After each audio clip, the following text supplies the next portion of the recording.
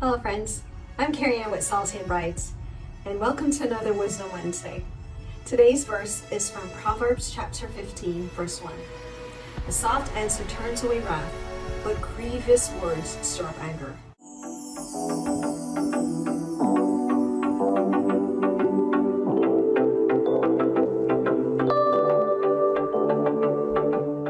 In the New Living Translation, it reads, "A gentle answer deflects anger, but harsh words make tempers flare." Whenever there's a fire and the firefighters come, do you find them using flamethrowers on the fire?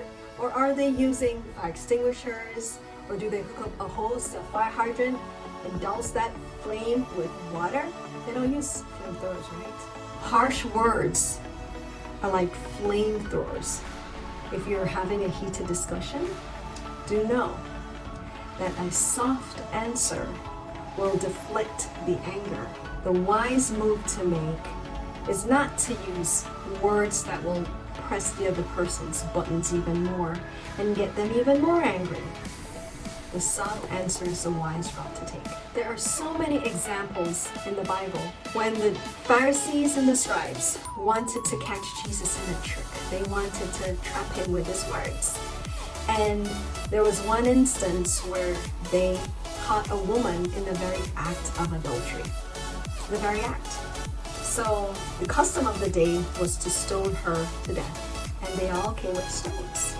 And they wanted to know, Jesus, what should we do? Or they wanted to catch him because, if he said stone her, then the people who followed him would probably feel a little bit differently about him. But they wanted to see how they could trap him, but they brought this woman there. And my question is always, if she was caught in the very act, was she by herself?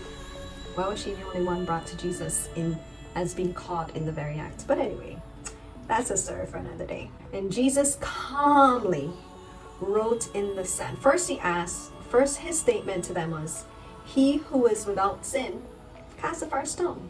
So basically, he let them know, look, if you guys are guilt-free and you guys have never sinned and you guys don't have anything to confess right now, go ahead, cast the first stone. Go ahead and do what you need to do. And then he started writing in the sand. And theologians have, come up with very many theories of exactly what Jesus was writing in the sand. All we know, he wrote in the sand. We didn't get a glimpse into what he said.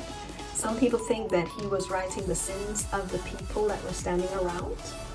It's very possible, I don't know. But what we know of that story is that from the oldest to the youngest, they started dropping their stones and walking away. Jesus came with he didn't give them an answer to stir them up or stir up their anger any more than they were angry. He just said, if you're without sin, go ahead and you can cast the first stone. We've all sinned and fallen short of the glory of God. Every last one of us. So none of them could say that, no, that's, I'm sinless. In John it says that if you say that you do not sin, you're a liar and you deceive your own self, because we've all sinned. Hey friend, it's so good to have you here. Go ahead and like the video, share it with your friends, and comment. Thanks. Now I'm going to share another story. This is what happens when we do not give a soft answer and things escalate really, really quickly. This is a story in 2 Samuel, and it's from chapter 10. And it reads, "Sometime after this, King Nahash of the Ammonites died, and his son Hanan became king. David said, 'I'm going to show loyalty to Hanan, just as his father Nahash was always loyal to me.' So David sent ambassadors to express sympathy to Hanan about his father's death. But when David's ambassador came to the land of Ammon, the Ammonite commanders said to Hanan, their master, 'Do you really think these men are coming here to honor your father? No, David has sent them to spy out the city so that they can come in and conquer it.' So Hanan seized David's ambassadors and shaved off half of each man's beard, cut off their robes at the buttocks, and sent them back to David in shame. When David heard about what happened, he sent messengers to tell the men, 'Stay at Jericho until your beards grow out and then come back,' for they felt deep shame because of their appearance." So here we find that David is showing his loyalty. He's giving sympathy to this new king because David and this king's father were loyal to each other. And this is the repayment that he gets. Sometimes we really have to be careful of the counsel that we receive and the counsel that we take. They did not understand David's motives or David's heart, and so they come at him in a very bad way. Their answer to his sympathy was evil for good. When the people of Ammon realized how seriously they had angered David, they sent and hired 20,000 Aramean foot soldiers from the lands of Beth Rohab and Zobah, 1,000 from the king of Maacah, and 12,000 of the land of Tob. When David heard about this, he sent Joab and his warriors to fight them. So David may have been upset, was really angry, but it wasn't until they started to move their troops and get allies and start building an army against David was when David was like, okay, you want to show me your cards? All right, let's play. And so David sent Joab to fight them. The Ammonite troops came out and drew up their battle lines at the entrance of the city gate, while the Aramean from Zobah and Rehab and the men of Tob and Maacah positioned themselves to fight in the open fields. When Joab saw that he would have to fight on both the front and the rear, he chose some Israelite elite troops.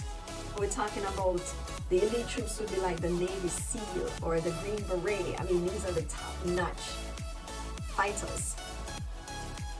And placed them under his personal command to fight the Arameans in the fields. He left the rest of the army under the command of his brother Abishai, who was to attack the Ammonites. If the Ammonites are too strong for me, then come over and help me, Joab told his brother. And if the Ammonites are too strong for you, I will come and help you. Be courageous. Let us fight bravely for our people and the cities of our God. May the Lord's will be done. When Joab and his troops attacked and the Arameans began to run away, and when the Ammonites saw the Aramean running, they ran from Abishai and retreated to the city. After the battle was over, Joab returned to Jerusalem. The Arameans now realized that they were no match for Israel. Again, here's an example of what happens when you do not return a soft answer. Even if they thought that the men were there to spy out the land, I believe that they could have treated them differently without openly shaming them and bringing a war on their country. And again, we need to be careful from whom we take counsel. Bad counsel, destruction to follow. So, this is Wisdom Wednesday. Act wisely. Thanks, friends.